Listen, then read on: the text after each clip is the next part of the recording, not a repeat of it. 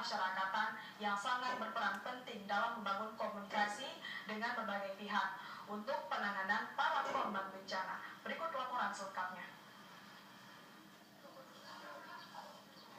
Karena itu sesuai dengan tupoksinya di bidang komunikasi, maka anggota RAPI diharapkan bisa menjadi komunitas yang kompak dan senantiasa siap bekerja cepat dalam menangani situasi darurat. Pemerintah Aceh sendiri telah menganggap RAPI sebagai lembaga mitra yang perlu didukung keberadaannya. Demikian antara lain pengarahan Gubernur Aceh yang diwakili ASN 3 Zaidan Nafi ketika membuka musyawarah daerah keempat RAPI Aceh tahun 2018 di Anjong Monmata, Banda Aceh. Zaidan Nafi juga mengungkapkan bahwa dalam penggunaan frekuensi radio yang sangat terbatas, pengurus RAPI harus bisa membina dan mendorong anggotanya agar patuh kepada aturan yang telah ditetapkan, terutama untuk kepentingan publik seperti penerbangan maupun sistem keamanan negara. Terkait dengan musda yang mengagendakan memilih pengurus baru 2018-2023, evaluasi hasil kerja dan menyusun program ke depan juga diharapkan dapat memilih pemimpin yang terbaik.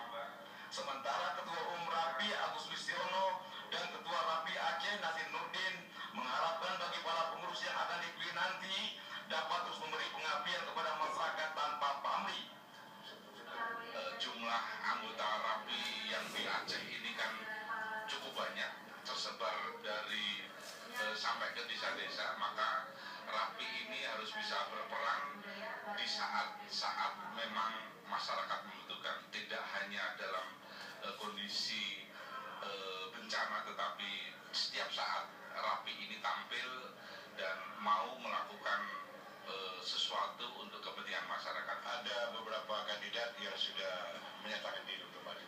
Tapi terus terang saya bilang bahwa pengurus RAPI Aceh yang sedang berjalan tidak intervensi, tidak punya titipan dan tidak punya putra mahkota. Penyelenggaraan musda ini amanat AD ART organisasi hasil Munas 2017 di Sentul Bogor, di mana kepemimpinan RAPI provinsi yang sebelumnya 4 menjadi 5 tahun. Selama kepemimpinan, Nasir Nurdin telah membenahi organisasi dan membentuk kepengurusan di 20